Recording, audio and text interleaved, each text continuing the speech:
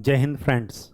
आज हम लोग अपने सब्जेक्ट और टॉपिक की शुरुआत करते हैं और शुरुआत करते हैं सर्किट थ्योरी से। तो first of all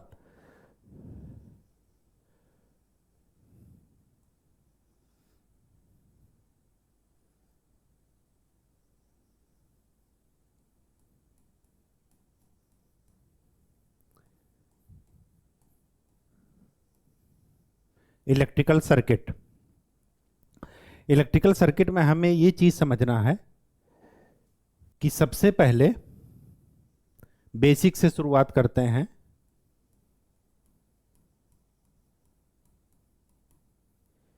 electricity. Electricity का मतलब ये हुआ फ्लो ऑफ इलेक्ट्रिकल पावर और एनर्जी। अब ये energy power is combination of voltage into current.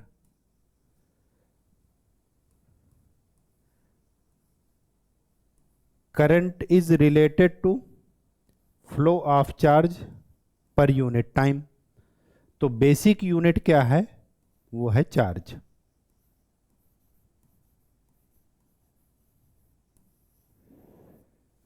Charge हम लोग जो हमारे इलेक्ट्रिकल के काम का है वो ये है, यहां पर हम हमेशा इलेक्ट्रॉन की बात करेंगे। जब हम इलेक्ट्रॉनिक्स में पहुंचेंगे तो इलेक्ट्रॉन और प्रोटॉन दोनों की बात करेंगे, लेकिन अभी हमारे काम का क्या है? इलेक्ट्रॉन। तो चार्ज हमारे पास दो टाइप के हैं, एक पॉजिटिव और एक नेगेटिव। नेगेटिव वाले को ही इलेक्ट्रॉन कहते हैं और पॉजिटिव वाले को प्रोटॉन कहते हैं। अब बेसिक आइडिया ये है कि किसी क्रॉस सेक्शन से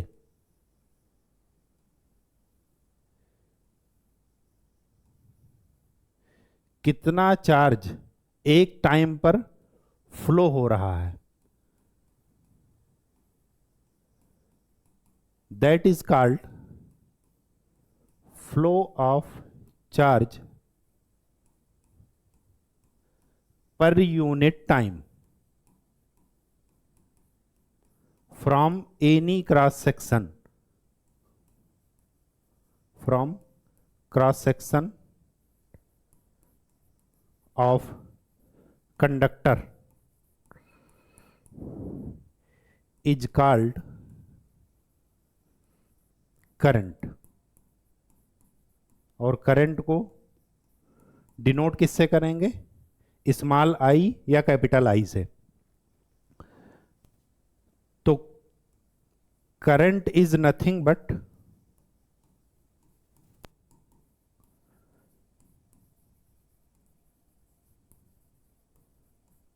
फ्लो ऑफ चार्ज। तो चार्ज जो है टाइम के साथ कैसे फ्लो हो रहा है क्रॉस सेक्शन से, उसी को बोलते हैं करंट। तो ये फार्मूला हम याद रखेंगे, I is equal to Q by T. इसी को दूसरे रूप में लिख सकते हैं कि Q is equal to I into T.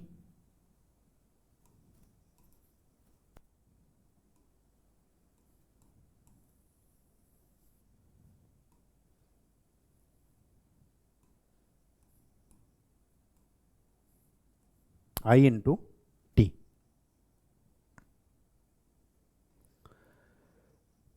अब कुछ बेसिक बातें हैं वो ध्यान में रखते हैं कि इलेक्ट्रिकल नेटवर्क बनता कैसे है। इलेक्ट्रिकल नेटवर्क बनता है interconnection of electrical elements.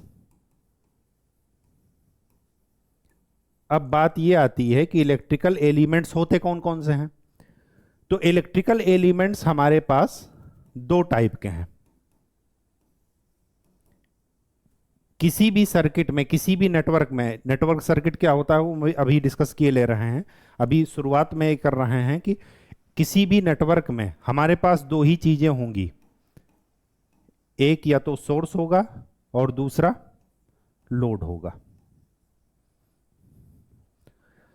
Source वो है which provides energy oblique power to load, जो लोड को पावर या एनर्जी सप्लाई करे उसको क्या बोलेंगे, सोर्स। और लोड वो है जो पावर या एनर्जी को कंज्यूम करे, तो विच कंज्यूम्स पावर और एनर्जी। अभी हम लोग पावर और एनर्जी को एक ही टर्म के रूप में यूज करते हैं, आगे समझेंगे कि एनर्जी क्या होती है। पावर का टाइम के साथ जब मल्टीप्लाई कर देंगे, पावर को जब हम टाइम के साथ इंटीग्रेट कर देंगे तो फिर हमारी एनर्जी मिल जाएगी। ठीक है। अब सोर्स हमारे पास दो टाइप के हैं, एक है वोल्टेज और दूसरा है करंट। वोल्टेज को डिनोट करेंगे V से, करंट को डिनोट करेंगे I से। इलेक्ट्रिकल में लोड हमारे पास जिनको हमें पढ़ना है वो है तीन, resistance, inductance and capacitance. Resistance, inductance, capacitance. Resistance की यूनिट होती है ओम, इसको डिनोट करते हैं ऐसे। इंडक्टेंस की यूनिट होती है हेनरी, डिनोट करते हैं कैपिटल H से। और कैपेसिटेंस की यूनिट होती है फैरेड, जिसको डिनोट करते हैं कैपिटल F से। हमारे पास लोड तीन टाइप के हैं और सोर्स दो टाइप के, वोल्टेज और करंट सोर्स। किसी भी सर्किट में, किसी भी नेटवर्क में, नेटवर्क इन्हीं दोनों का कॉम्बिनेशन होता है, सोर्स और लोड का। अब देखते हैं, कभी कभार सोर्स को दो और टाइप से डिस्क्राइब किया जाता है। एक होता है इंडिपेंडेंट सोर्स,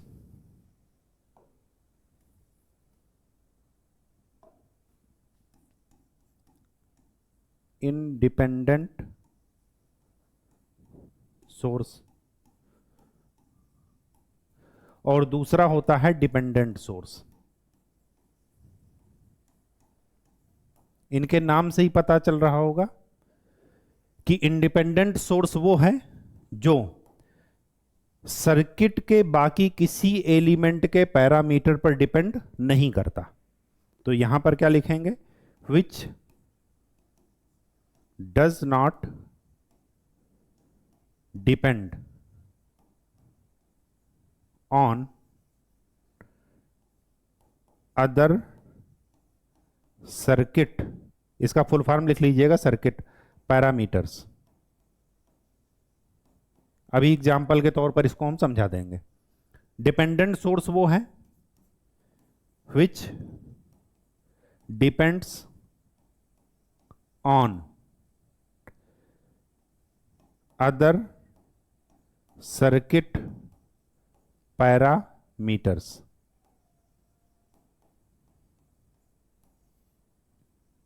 जो सर्किट के किसी दूसरे पैरामीटर पर भी डिपेंड करे वो है डिपेंडेंट, जो ना डिपेंड करे वो है इंडिपेंडेंट। अब हमने क्या पढ़ा था कि हमारे पास सोर्स के दो टाइप, वोल्टेज और करंट। अब वोल्टेज के भी दो टाइप हो गए, एक इंडिपेंडेंट और दूसरा डिपेंडेंट। इसी तरह करंट के भी दो टाइप हो गए, एक इंडिपेंडेंट और दूसरा डिपेंडेंट। अब हमारा सोर्स का नया क्लासिफिकेशन क्या हुआ,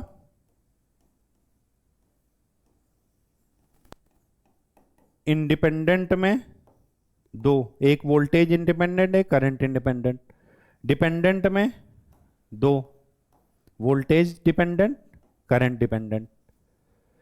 अब ये जो डिपेंडेंट सोर्स है, अगर वो वोल्टेज सोर्स है और करंट सोर्स है, एक मेन बात जो ध्यान रखना है वो ये, इंडिपेंडेंट सोर्स को हम लोग इस सिंबल से रिप्रेजेंट करते हैं। गोले के अंदर अगर हम प्लस माइनस लगाए हैं तो ये है वोल्टेज सोर्स, और गोले के अंदर अगर हमने एरो दिखा दिया तो इसको बोलते हैं करंट सोर्स। लेकिन डिपेंडेंट सोर्स को हमेशा इस तरह के बॉक्स में दिखाया जाता है।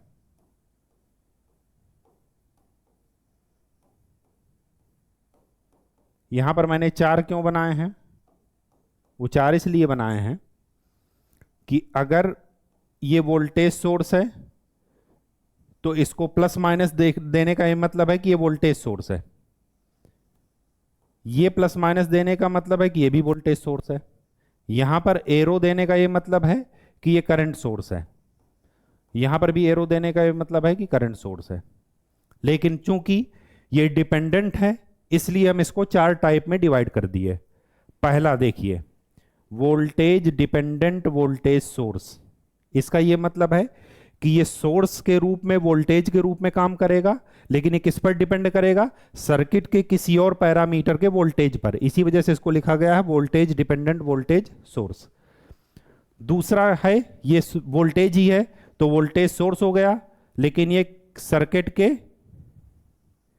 किसी दूसरे पैरामीटर के करंट पर डिपेंड करेगा, इसलिए इसको लिखे हैं current dependent voltage source. Similarly ये करंट सोर्स है तो CS लिख दिए। ये हो सकता है करंट सोर्स करंट पर डिपेंड करे तो उसको लिखेंगे करंट डिपेंडेंट करंट सोर्स, और यही करंट सोर्स अगर वोल्टेज पर डिपेंड करेगा तो उसको लिखेंगे वोल्टेज डिपेंडेंट करंट सोर्स। यहां पर डिपेंडेंट वर्ड को कभी कभार कंट्रोल्ड भी लिखा जाता है, तो अगर हम कंट्रोल्ड लिखेंगे तो क्या लिखेंगे? Voltage controlled voltage source. इसको क्या लिखेंगे? Current controlled voltage source. इसको क्या लिखेंगे? Current controlled current source. और इसको क्या लिखेंगे? Voltage controlled current source. अब ये सारी बात थ्योरी की है, जब हम सर्किट का एनालिसिस करेंगे तब उसमें ये सोर्सेज आएंगे। लेकिन अगर आपको इनका प्रैक्टिकल एग्जांपल देखना हो कि प्रैक्टिकली ये जो है, कोई कभी कोई इंटरव्यू में पूछ ले या एग्जाम में आ जाए कि इनके एग्जांपल बताइए, तो ये आप याद रखिए कि करंट डिपेंडेंट करंट सोर्स का एग्जाम्पल है BJT, जिसको आप बाइपोलर जंक्शन ट्रांजिस्टर बोलते हैं।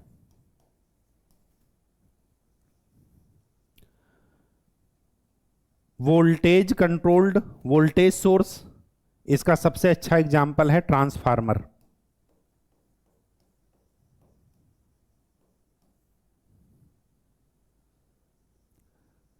वोल्टेज कंट्रोल्ड करंट सोर्स, इसका सबसे अच्छा एग्जाम्पल है FET, field effect transistor.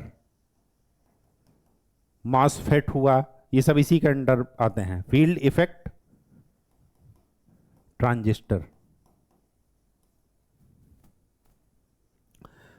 Current controlled voltage source, ये है op amp, operational amplifier, acting as या working as transducer.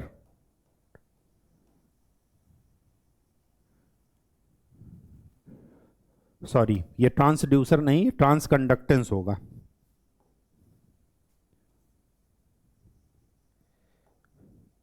OP-एम्प working as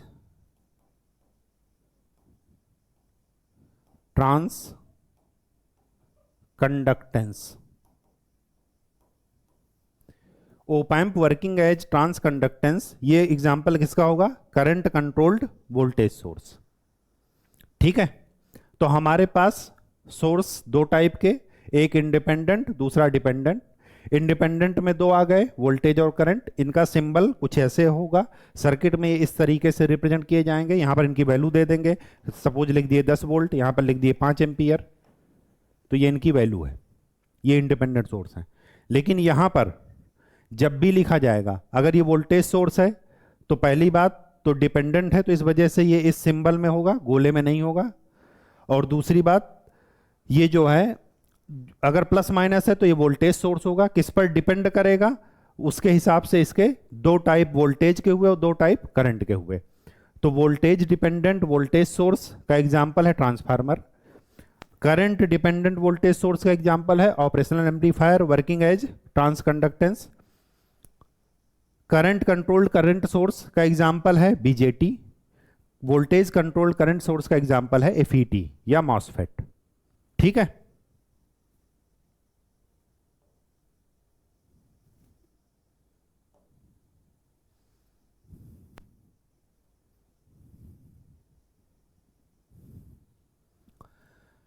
अब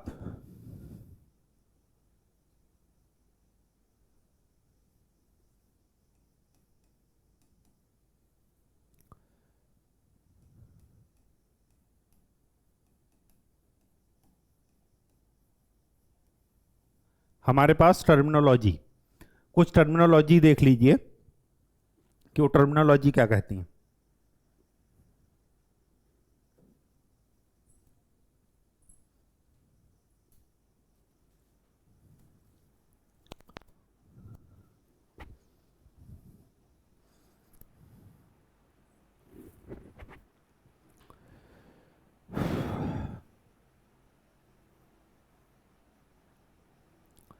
फर्स्ट हम देख रहे हैं ओम्स लॉ। ओम्स लॉ क्या कहता है? Current flowing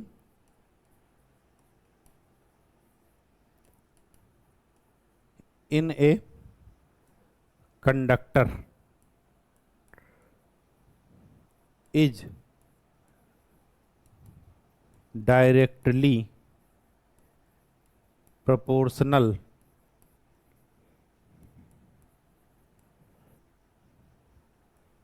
to voltage across it। किसी भी कंडक्टर में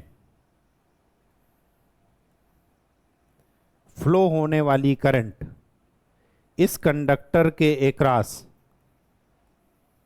लगाए गए वोल्टेज के डायरेक्टली प्रोपोर्शनल होगी।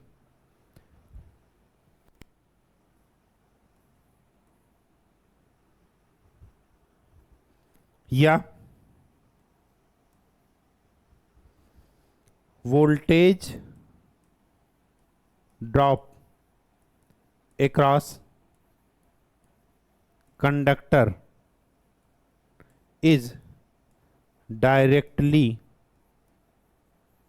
proportional to current flowing through it। किसी भी कंडक्टर के अक्रॉस क्या वोल्टेज ड्रॉप होगा, वो वोल्टेज ड्रॉप इस कंडक्टर के अक्रॉस फ्लो होने वाली करंट के डायरेक्टली प्रोपोर्शनल होगा।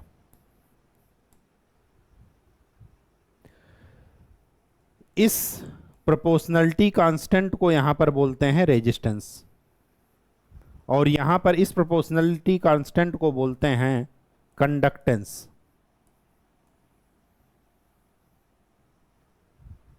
ठीक है। कंडक्टेंस को डिनोट करते हैं जी से, और इसकी यूनिट क्या हो जाएगी? Ohm inverse. यूनिट जरूर ध्यान रखिएगा क्योंकि यूनिट एग्जाम में पूछी जाएगी। रेजिस्टेंस की यूनिट क्या हो जाएगी? ओम। वोल्टेज की यूनिट वोल्ट। करंट की यूनिट एम्पियर। एम्पियर को ए से डिनोट करेंगे, वोल्टेज को वी से।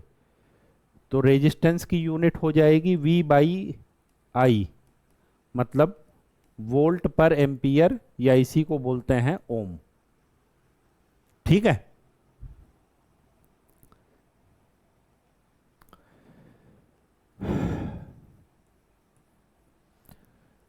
अब V is equal to I R, Ohm's law.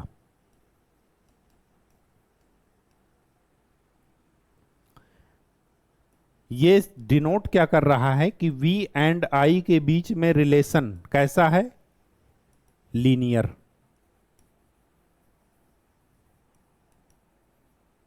लेकिन ये आइडियल कंडीशन है, इसमें ये मानकर चला जा रहा है कि जब करंट फ्लो होगी कंडक्टर में तो टेम्परेचर क्या है, कांस्टेंट, बदलना नहीं चाहिए। जबकि प्रैक्टिकल में क्या होता है कि करंट जब भी कंडक्टर के क्रॉस फ्लो होगी तो I²RT से हीट डेवलप होगी और उस हीट से क्या होगा, टेम्परेचर चेंज हो जाएगा।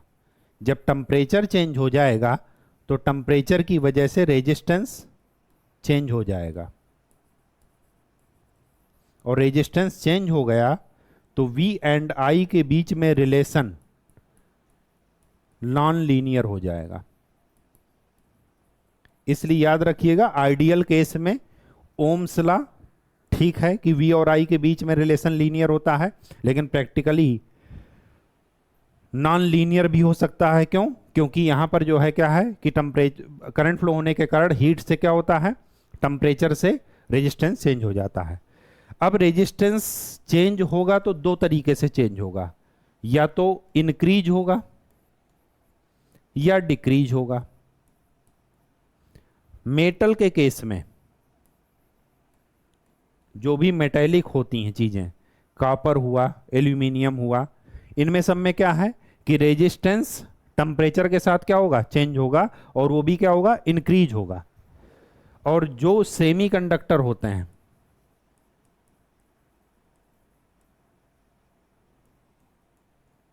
या एक तरीके से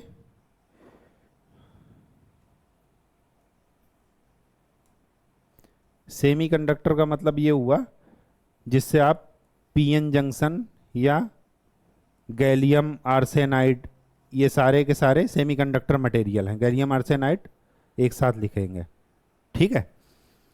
ये सारे के सारे क्या होते हैं, इनमें टाइम के साथ टेम्परेचर जब इनको मिलेगा तो इनका रेजिस्टेंस क्या हो जाता है, कम हो जाता है। रेजिस्टेंस कम हो जाने का क्या मतलब है, रेजिस्टेंस कम हो जाने का ये मतलब है कि अगर रेजिस्टेंस कम हुआ तो कंडक्टिविटी बढ़ जाएगी। इसका मतलब ये हुआ कि जिसमें भी रेजिस्टेंस बढ़ रहा है और जिसमें कम हो रहा है उसमें डिफरेंस ये है कि जिसमें बढ़ रहा है इसको बोलते हैं पॉजिटिव टेम्परेचर कोफिशिएंट मटेरियल, और ये हमेशा मेटल ही होंगे। और जिसमें भी कम हो रहा है उसको बोलेंगे नेगेटिव टेम्परेचर कोफिशिएंट मटेरियल या सब्सटेंस, ठीक है। अब होता क्या है, इस R को डिनोट कर रहे हैं कैपिटल, रेजिस्टेंस को डिनोट कर रहे हैं कैपिटल R से, इसके अक्रॉस फ्लो होने वाली करंट को डिनोट कर रहे हैं I से। देखिए नेचर का सिंपल सा रूल है, आप लोगों ने पढ़ा होगा लॉ ऑफ इनर्शिया, कि कोई भी वस्तु, अगर कोई भी चीज जिस स्टेज में है वो उसी स्टेज पर या उसी स्टेज पर रहना चाहेगी जब तक उसको बाहर से कोई फोर्स ना लगाया जाए। तो स्वाभाविक सी बात है कि अगर किसी वायर जिसमें करंट नहीं फ्लो हो रही है, अगर हम इसमें करंट फ्लो करेंगे तो स्वाभाविक सी बात है कि ये वायर करंट के फ्लो को क्या करेगा, अपोज करेगा। अब करंट के फ्लो को अपोज करेगा तो उस अपोजिंग फोर्स को इलेक्ट्रिकल में डिनोट करते हैं रेजिस्टेंस से, कि ये क्या कर रहा है, करंट के फ्लो को अपोज कर रहा है, V/I।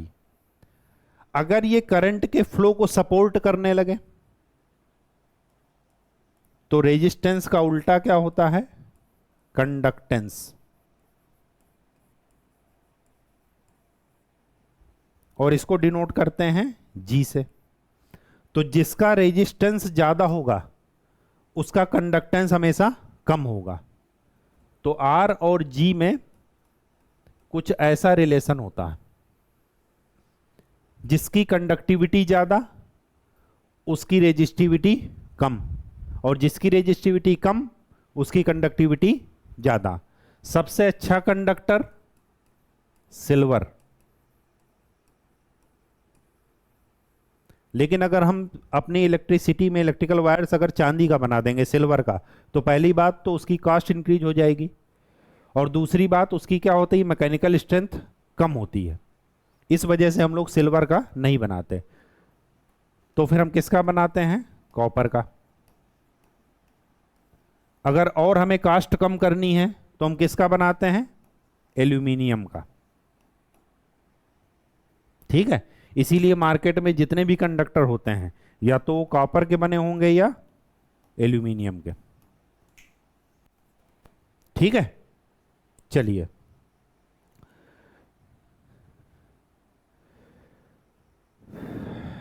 नेक्स्ट।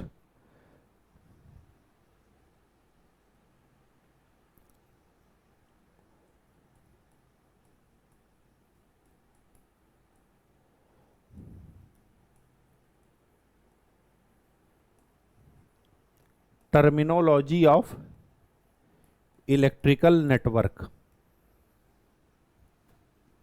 ये हम लोग आज के लिए इतना ही, इसको हम लोग अगले लेक्चर में पढ़ेंगे कि नेटवर्क और सर्किट की टर्मिनोलॉजी में कौन कौन से एलिमेंट आएंगे और उनको कैसे आगे बढ़ाएंगे। ठीक है।